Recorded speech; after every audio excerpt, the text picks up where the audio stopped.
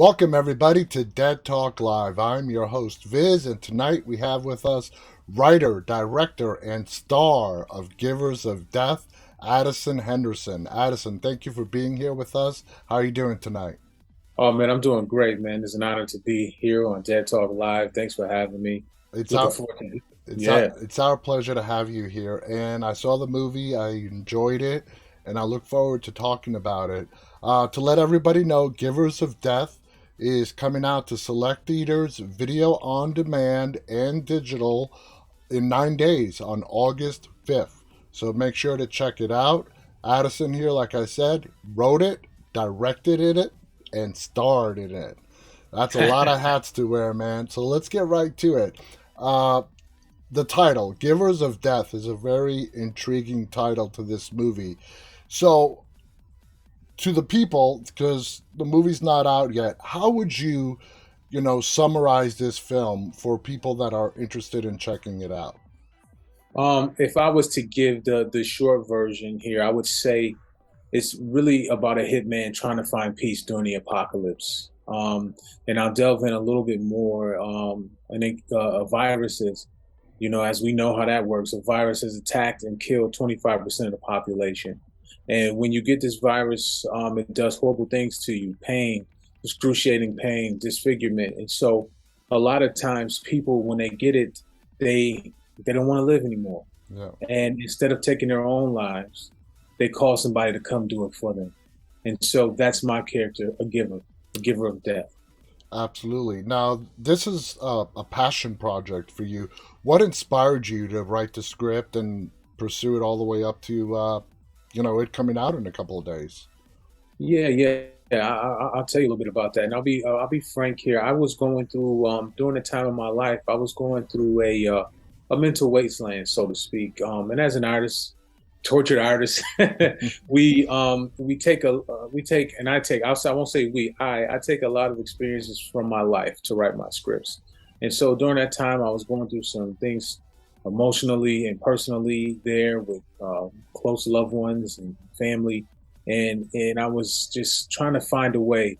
And I said, I'm gonna, instead of just being depressed and just dwelling on what was happening, I said I'm going to create an artistic work Yeah. to symbolize this point in my life. And so I was sitting around, believe it or not, I was watching Jaws in the park. You know how they have people Yeah. in the park watching movies. And I said, I got it. I got it. I'm making a movie about this. And I was there with my buddy, and we started talking. He's like, "That sounds cool." He's like, "How you gonna pull it off?" And I said, "I don't know. I'm gonna write the script, and I'm gonna pull it off. You'll see. You'll see." And so I kept building and building on it. And I was working on a movie with my great friend Chadwick Boseman and 21 Bridges. And as I was on set, I was typing away, writing the script, writing the script, writing the script. And then by the end of the shoot, my script was done. It was done. And and then it was off to the races. Wow, that's a very inspiring story. Now, like you said, the film is teetering in a world of the apocalypse. How important is that setting to the message of the film? Teetering on the worldly apocalypse, right? Because what happens is, like I was saying, right, a mental wasteland. So when we go through things in life, right, we're teetering on the verge of something, right? What are we going to do? Are we going to find a way to turn our lives around? What decisions are we going to make? And Hmm. so now we go to our character, right? What is he going through? What decisions is he going to make now? Because in the beginning of the pandemic in the movie, he lost his wife and his daughter, Hmm. and he started doing this giver job, but he's always longed to have them back or to be with them. And then he starts to realize, what I'm doing, is it right? Is it wrong? And so to have that setting in a pandemic and to have this kind of hitman to be the guiding point to tell this story, I thought that it was a very important way to have that dichotomy in these characters and Yeah. really show what it's like on the inside with this high concept. Absolutely. So your character's name is Fog, assassin, agent of mercy. Besides your personal experience, did you draw upon anything else to input into Fog? Absolutely. In terms of the concept of the film, I was looking for something that really drew the audience in, something that gave us that high concept moment. And I was listening to a podcast called This American Life, and I heard about this thing called a wind phone Hmm. in Japan. And this guy had this after the tsunami. He set this phone up on the top of his garden on a hill, and people who had lost their loved ones in the tsunami will come into this phone booth and talk to their loved ones that had Wow. passed on, in order to give them peace on the other side, in order for them to get peace as the human being still living through all of this, right? And Hmm. so when I heard that, being an artist that I am, I was crying, and I said, "Oh my God, this is right up my alley." And I said that to pay homage to that, I said I want to have something similar and something like that in this film, because when we lose people, we long to hear their voice again. We Yeah. long to be with them again, and so for me, it was that moment that I was like, we got to put this in the film, and I drew heavily from that to add to the high concept of the movie. Oh wow, that's a great story. I never heard of that before. Now, when it comes to this virus, I mentioned earlier, and you used the word as well, teetering, because the world is not fully in apocalypse mode. They're still looking for a cure. There's still a little bit of hope left. When it came to the virus itself, how detailed did you want to depict it on the screen? For me, the virus, I didn't want to get into a science thing, right? Mm-hmm. I wanted I wanted there to be this virus that they're trying to find a cure for. That some people get it, some people don't. But what I really wanted to delve into, because there's been movies about virus and they talk about that. I wanted to delve really into the characters, right? So they don't know what this virus is. They can't actually say, oh, this is a COVID 2020. This is a COVID 2023 or whatever the hell. You know what I mean? I Mm-hmm. wanted people to say, be in a world where this virus is attacking, and them trying to figure it out, but they're living their lives and people are dealing with tragedy and in that internal struggle of Fog and his buddy, Frank, Yeah. that's the boss of the whole crew. What is he going through? And I'm not going to get no spoilers, no No. spoilers, but what are they going to? So I wanted to be detailed with the human emotion more than I was detailed about giving this virus this all this science breakdown, because we know viruses exist and they can attack. Absolutely. Now, when you were writing this script, I assume you were writing it with you in mind to play Fog. When it came time to shoot, were you nervous, weary about how you're going to handle being directing yourself? I mean, you have like 95% of the screen time in the film. Were you nervous how you're going to direct yourself and how you're going to pull that all off? There is an exhilaration that comes with it for me, right? You've heard other people that are more well known than me that go off that start off, they're actors and they go direct a movie and they say they don't ever want to do that again. Yeah. I'm not that guy. I am not that guy. I want to do it and do it and do it all the time. And so for me, when I the people that were like my friends in the business, they were more nervous. They were like, "Well, how are you going to do all these jobs?" I said, "Don't worry, just I watch, got it. just watch. I got it. I got it." And so, but I have to say, to in all honesty, I have an incredible team. From Matt Cappuccino to Leah Cohen Mays to Trent Bowling, producers, and the great Lagra Lane group that came and they supported me and Hmm. they held me up to make sure that I was successful in doing the job, because I don't want to lose anybody any money, and I also don't want to make a bad movie. Yeah, And in dealing with the limited budget that we had to tell a science fiction high concept, everybody had to be on the same train in a line, so to speak. And exactly. so, was I nervous? I think I had butterflies, and that's because I care a lot, But it and I sounds want like you a used great it to job. your advantage. Yes, absolutely. Absolutely. Yeah. Now let's talk about another character in the film, Detective Schmidt, a very important character. You have Fogg and you have Detective Schmidt. They're opposites on their views of what is right, what is not right. and so on. How do you think their motives play into their views? Schmidt, there is right and wrong. Fogg, I am giving them what they want. How do you think their motives play into, you know, what their Yeah. views are? Yeah, no, absolutely. Their motives, right? Well, Schmidt, right and wrong. This is what's right. This is what's wrong. He's a cop. You know, Yeah. but where's the gray area, right? Where is the gray area that kind of Fog lives in? Where is that? Where is that, right? And so Fogg's on the trying to understand. Schmidt's trying to take down. Yeah. You know what I mean? Because of his backstory. You know, and Yeah. so so these men are different. One is searching for the meaning of his life, and one is saying, I'm going to get you for what you did, Mm-hmm. and maybe not exactly understanding why people are doing what they do. That, that, yep, that totally makes sense. Now, Schmidt insists, like I said, that right is right, wrong is wrong, and your argument is that it's their choice.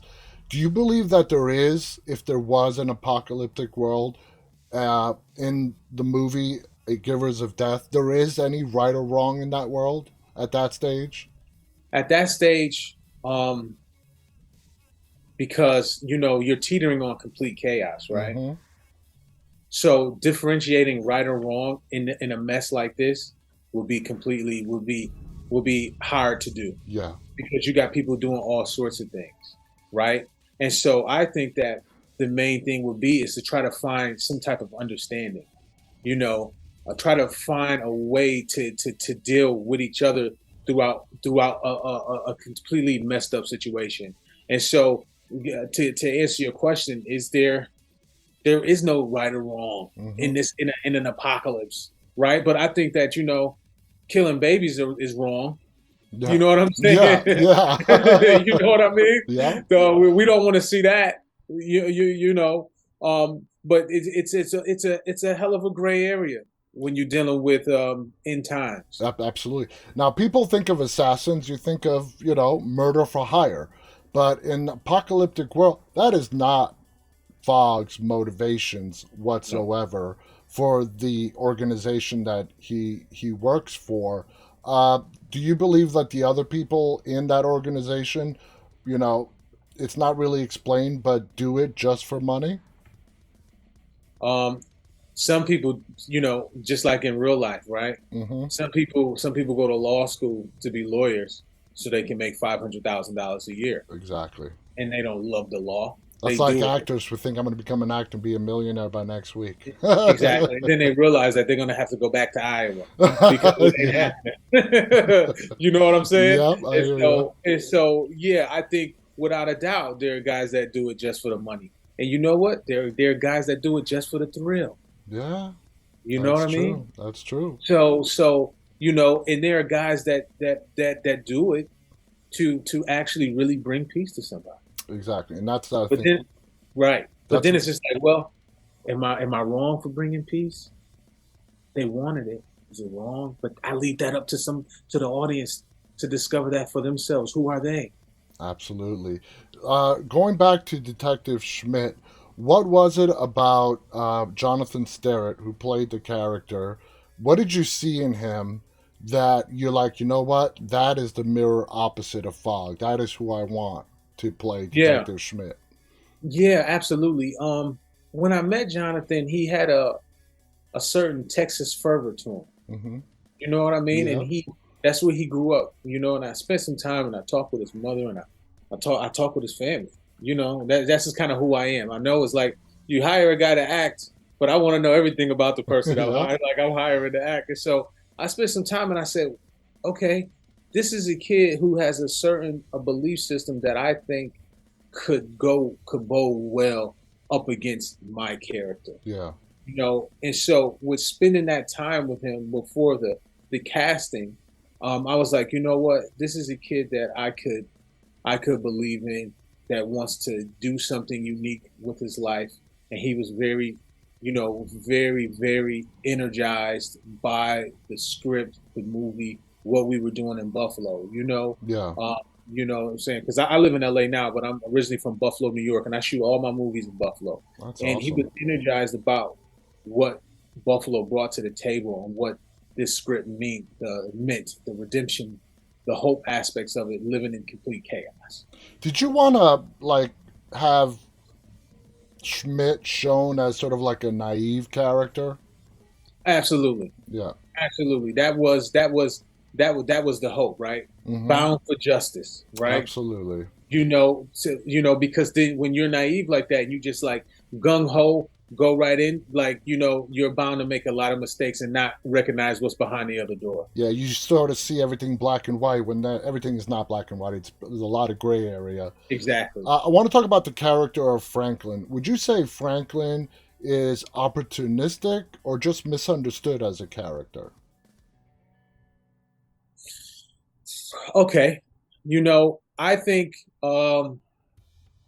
Franklin is I can't I want to say he's both opportunistic and I want to say he's both, but that's not giving you a straight answer. Yeah, So what I would like to say is Frank is opportunistic.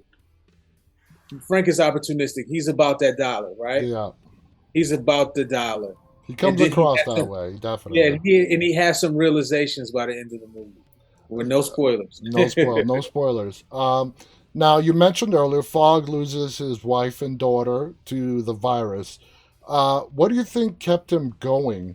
Was becoming a giver and providing what he thought was mercy to people that were suffering from the virus. Do you think that's what kept him going? How would you describe it? What kept Fogg going after he lost his family? Yeah, why not just take yourself out, right? I mean, you're gonna. He could have been like, "I'm gonna catch this eventually," you know, and so on. Right. Yeah, I think, what kept Fall going really was, you know, I think his job, what he decided to do, Yeah, right? The going to give the people that what they wanted, the peace that they wanted, right? And so he himself was searching for that peace, yeah. right? So he was connecting to these people in a way, and you see it in the film, Mm-hmm. and he was going to give them peace, and also himself searching for that same peace that he was giving them, right? Absolutely. So Yeah. he was experiencing it, firsthand on all these different occasions, right? And he's searching for the same thing, but then there's something that clicks, and him like, well, what am I doing? Yeah. Why am I doing this now? I don't know, Yeah. and now he's starting to search, and maybe there's some different things that transpire within him on the inside, because you start off one way, you've seen enough, and Mm-hmm. you're like, you know what, this enough's enough. Yeah, we definitely see his arc throughout the whole movie, from where he is at the beginning, and of course where the end is. Now, when you started shooting and you were ready to go, did you find, because the inspiration of Fog came from personal experiences for you? Did you find it difficult to get into that character mindset, or did it just click for you as soon as from day one of shooting? Yeah, I'll tell you. And people that are that are really close to me, that are great artists. They talk about it like, Addison, you had time to sit with this character. Mm-hmm. It wasn't just like, oh, here's a script. Your agent hands you a script, and they want you for this role. I wrote the role, Yeah. and so as I'm writing, and I'm thinking about the character, and I had a chance to really sit and be living in this character, which was some things were pulled from personal experiences in my life. Mm-hmm. So by the time the camera rolled, once they put that leather jacket on me, it was over. Yeah. You Yeah, know? you just slipped right into character. Yep, exactly. As a final question, because we're almost out of time, you have worn a lot of hats in filmmaking, movie making, and so on. You've done shorts, documentaries. You've worked as a cinematographer, actor, now director. This is your first feature film directing, I Yeah, my believe. first narrative feature. Yes. Um, Going forward, I love asking this question.